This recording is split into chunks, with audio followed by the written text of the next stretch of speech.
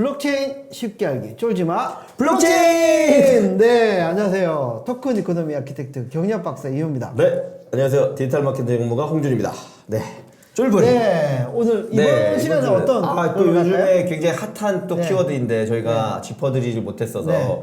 비트코인 맥시멀리스트란 말. 그렇죠. 네, 들어보셨죠? 예, 뭐 영어로 저희가- 이렇게 표현하고 우리는 뭐 비트코인 순혈주의자. 한국말로 이렇게도 하는데 우리가 뉴욕 가서 또 뉴욕 만났잖아요. 가서 거기 대표 주자. 컨센서스 뉴욕에서 네. 봤죠, 저희가. 네, 저희가 만났는데 지미송이라는 네, 분이 계신데 지미송, 한국 분이신데, 한국계. 네, 자, 그 이제 비트코인 맥시멀리스트라는 말이 어떤 뜻인지 먼저 좀 소개를 해드리면 비트코인 네. 맥시멀리스트란 말은 비트코인만이 가장 완벽한 블록체인 어떤 철학 정신을 담고 있는 디센트라이즈 정신을 잡고 있는 탈중앙화 정신을 담은 화폐이자 어떤 기술이다. 그렇죠. 나머지는 다 쓰레기다. 이렇게까지 얘기하는 어떻게 보면 과격주의자죠. 과격. 근데 이제 그래서 이제 비트코인 맥시멀리스트라는 말을 부르고 있고 사실 그동안 저도 그렇고 이유 박사님도 그렇고 약간 저희가 이게 어떻게 보면 블록체인 비즈니스 방송이고 네. 우리가 비즈니스에 포커스를 맞춰서 얘기하고 있기 때문에 사실 비트코인이 비즈니스적으로 활용하기에는 굉장히 많은 단점들을 가지고 있어서 어떻게 보면 약간 이더리움 중심으로 얘기를 주로 해드리고 스티밋의 장점을 주로 말씀드리고 왜냐면 이건 비즈니스적으로 미래 가치가 있어 보이는 게 보였으니까요. 근데 반대로 왜 비트코인에 대해서 열광하는 사람이 이렇게 있느냐. 그래서 저도 주변에 그런 질문 많이 받거든요. 그래 뭐 이더리움은 뭐 좀 하고 무슨 뎁도 나오고 한다고 하니까 가치가 있다고 하는데 비트코인은 도대체 왜 1,000만 원인 가치가 거야? 있냐? 왜 몇백만 원인 거야? 라는 얘기를 많이 들었거든요. 그래서 그 부분에 대해서 오늘 한번 조금 네. 심도 있게 얘기를 나눠보도록 하겠습니다. 그래서 이제 관련돼서는 제가 이 비트코인이 가장 완벽한 암호화폐라는 이 중앙일보에서 낸 뉴스 기사가 있었고요. 여기 아까 말씀드린 비트코인 핵심 개발자 지미송 요 부분에 대한 얘기인데 이분이 한 말이 뭐냐? 이더리움 스마트 계약은 환상. 보안만 취약하게 만들고 가치 저장 수단이 가장 중요한데 그거에 있어서는 비트코인이 최고다라고 하고 있습니다. 요 분입니다. 지미송 아마 카우보이 모자 항상 쓰고 다니고. 예. 원래 개발자인데 아주 훌륭한 개발자로 알려져 있고요. 이 지미송 같은 지미송에 대해서 먼저 좀 간단히 소개해드리면 요 아래 이 지미송에 대한 설명이 나와 있어서 네. 코인데스크에서 가장 존경받는 비트코인 개발자 중에 한 명으로 예. 지미송을 했습니다. 그래서 블록체인 전문 투자 회사를 올 초에 만들기도 했고요. 벤처 파트너가 됐고 8살 때 미국으로 이민 가서 수학, 과학 역시 이 수학을 비트코인과 해야 돼. 블록체인을 하려면 수학과 과학 그렇죠. 이 공대의 마인드하고 수학적 이해가 높아야 돼요. 그래서 비트코인이 최고라고 믿는 개발자 집단의 일원이다. 그리고 다른 화폐의 가치다 블록체인 기술의 가능성을 폄하하는 극단주의자라는 극단주의자 비판도 받고 비판도 있다. 받고 있죠. 네, 이런 분이 카우보이 모자를 늘 쓰고 다니시고 이렇게 해맑은 웃음을 갖고 있는 지미송 요 분이 있다라고 말씀드릴 수 있을 것 같고요. 이분이 실제로 이 질의응답한 내용들을 바탕으로 좀 얘기해 보면 좋을 것 같아요. 제가 가지고 왔는데요. 이더리움 비트코인보다 기술적으로 낮다고 하는데 그건 그렇지 않다. 그 비트코인이 현존하는 가장 완벽한 암호화폐다라고 이제 아까 말씀드린 건 비트코인 맥시멀리스트 근본주의자를 그거 지지하는 지미송이 발언을 했습니다. 그 이유가 뭐냐? 자 여기 이제 나와 있습니다. 이유가 구체적으로 뭐죠? 첫 번째 스마트 계약이 기능이 있어서 이더리움이 비트코인보다 우월하다고 생각하는 사람들이 많다. 사실 저희도 비즈니스적으로 그런 장점이 있다라고 분명히 말씀드렸죠. 왜냐면 비트코인 논문에서도 스마트 계약에 대한 언급이 한 줄 가볍게 들어가 그렇죠. 있거든요. 그렇죠. 그걸 캐치해가지고 만들어낸 게 비탈릭이, 이더리움이고 그렇죠. 그 기반으로 그렇습니다. 이하시공으로 ICO가 확 대중화됐잖아요. 그래서 그 히스토리를 좀 알아두시면 좋을 것 같아요. 가지고 왔어요. 여기 보시면 그렇게 질문을 했더니 기자가 지미송이 이렇게 대답을 합니다. 정말 무지하고 완전 잘못된 인식이다. 비트코인에도 스마트 계약 기능이 있다. 말씀을 한 줄 했고 2013년에 내가 참여한 컬러드 코인 프로젝트다. 컬러드 코인은 비트코인의 블록체인을 통해 현물 자산을 디지털 형태로 포함하는 일종의 토큰이다. 이더리움 플랫폼 기반으로 서비스할 때 쓰이는 암호화폐와 비슷하다. 다시 말해서 비트코인 진영에서도 컬러드 코인이라고 이더리움 같은 걸 만들려고 했다는 거예요. 그리고 놀라운 사실이 뭐냐? 그 다음 질의응답에 나와 있는데요. 자, 컬러드 코인 왜 프로젝트는 왜 성공하지 성공하지 못했나? 못했나? 했는데 당구장 표시를 보시면 당시 비탈릭 부테린이 이 팀을 나가서 2017년에 만든 게 이더리움입니다. 그러니까 2013년에 컬러드 코인 프로젝트가 잘 됐으면 아마 비탈릭 부테린이 아직도 비트코인 진영에서 비트코인 관련된 일을 계속 하고 있을 수 있다는 거죠. 근데 여기에 대해서도 이제 지미송은 아주 확언하는 말을 합니다. 보시면 사람들은 스마트 계약을 과대평가한다.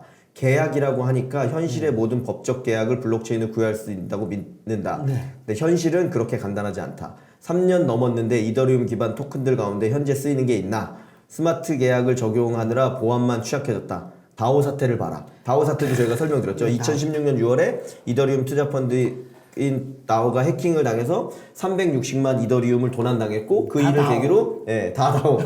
내게 다 다오 해가지고 이더리움이 그렇죠. 해킹되면서 유명한 이제 다오 그걸 사태. 인정할 수 없다는 그 네. 비탈릭을 중심한 이더리움 진영은 그거를 이제 그 내용을 배제한 이더리움 그걸 가게 됐고요. 거기서 아니다. 이더리움 또 순혈주의자들, 이더리움 그러니까 코드 is law라고 하죠.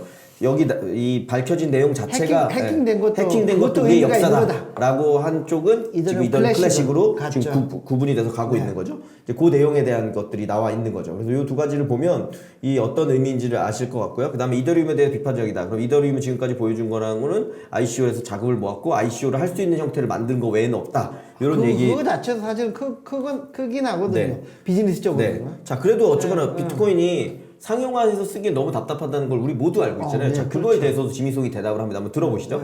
비트코인은 전송 수수료가 비싼 데다가 전송 시간도 오래 걸린다. 이거 못 쓰는 거 아니냐라고 기자가 질문한 거죠. 그랬더니 지미송의 대답은 화폐의 기능은 가치 저장의 수단, 교환 매개, 그다음에 계속 경제학 시간에 그렇죠. 강조했던. 네, 회계의 척도 등이 있다. 근데 비트코인은 이 아까 맥시멀리스트들이 하는 얘기는 다른 기능을 하지 않는다는 거예요. 딱 하나만 한다는 거예요. 뭐를 하는 거냐?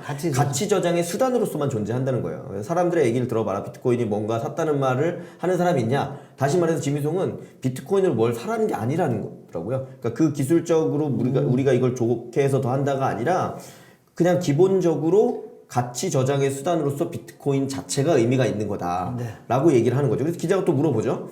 교환 매개의 기능을 수행하지 못한 반쪽짜리 화폐가 아니냐. 그런데 인류 역사에서 보면 지미송의 대답은 가치 저장이 가능해졌을 때 문명이 발전했다. 법정 화폐의 평균 생존 기간은 26년이다. 인플레이션 진짜 맞아요? 그럼 모르겠습니다. 아닌가? 이게 이제 본인의 주장이니까 지미송의 주장이니까 아마 예전부터 있었던 국가나 뭐 이런 것들 생각하면 아마 그런 요소들이 있었겠죠. 혹은 법정 화폐를 바꾸는 경우도 있으니까요. 인플레이션 때문에 법정 화폐는 가치 저장을 할 수 없다.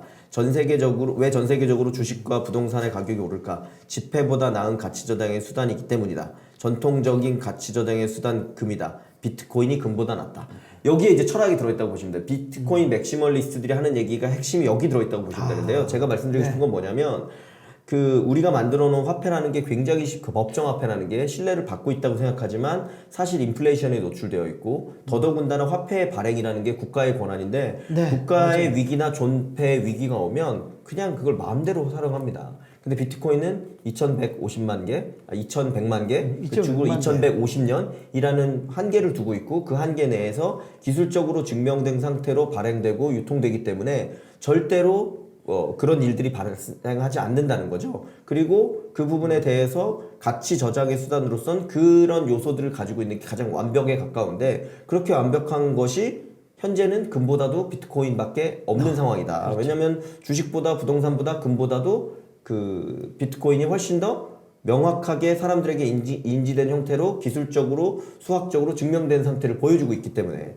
그거 맞는 것 같아요. 그래서 우리가 이 가치 저장의 수단을 어느 정도 높은 중요도로 볼 거냐에 따라서 비트코인 맥시멀리스트들에 대해서 뭐 인정할 수도 있고 인정하지 않을 수도 있다라는 부분이 있는 것 같습니다. 그래서 질문과 답변이 또 이어집니다. 비트코인은 컴퓨터 코드에 불과하다. 폰지 사기란 말이 나온다. 다시 말해서 이 만질 수 없다는 거죠. 실제로는 존재하지 않는 걸 우리가 지금 믿고만 있는 거기 때문에. 그런데 예를 들면 폰지 사기는 나중에 투자자가 초기 투자자에게 보상을 해주는 구조다. 초기 비트코인 보유자들이 대부분의 비트코인을 그냥 들고 있다. 나도 그렇고 비트코인의 가치를 믿기 때문에 안 판다. 어떻게 폰지냐? 비트코인은 발행량이 2100만 개다. 남들보다 먼저 가겠다는 생각이니 가격이 오를 수밖에 없다. 저는 이 논리도 의미 있는 논리라고 생각합니다. 그러니까 사실 폰지 사기 혹은 다단계 사기의 핵심은 뭐냐면 먼저 돈 넣은 사람들 거를 이렇게 주기도 주지만 뽑아서 뒤에 오는 사람들 거 계속해서 사람들을 늘리는 건데 그렇죠. 사실 비트코인은 그런 방식으로 진행하고 있지는 않다라는 거를 이제 선언적으로 얘기하고 있는 거고요.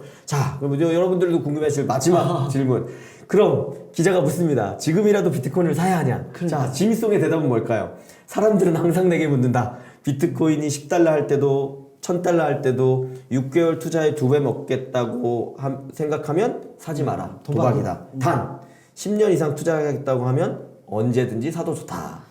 승률주의자야. 네. 완전히. 자, 오늘 제가 그래서 말씀드리고 싶었던 거는 비트코인 맥시멀리스트들이 어떤 가치에 중점을 두고 있느냐. 그러니까 우리가 사실 그동안 블록체인 비즈니스를 얘기할 때 그 다음에 암호화폐를 얘기할 때 사실 비즈니스적 사업적 가치에 근간을 두고 말씀을 많이 드렸습니다. 그런데 이 비트코인 맥시멀리스트들은 속도가 느리긴 하지만 가치 저장 수단으로서 완벽한 모습을 띠고 있고 수학적으로도 완벽하게 증명되었고 해킹적으로. 네, 해킹적이나 보안 이슈에서도 완벽하게 문제 없다는 게 기술적으로 밝혀진 10년 이상 그 유지되어 온 크립토 커런시는 비트코인밖에 없다. 그렇기 때문에 이 세상의 유일한 암호화폐는 비트코인이라고 얘기해야 되는 거다.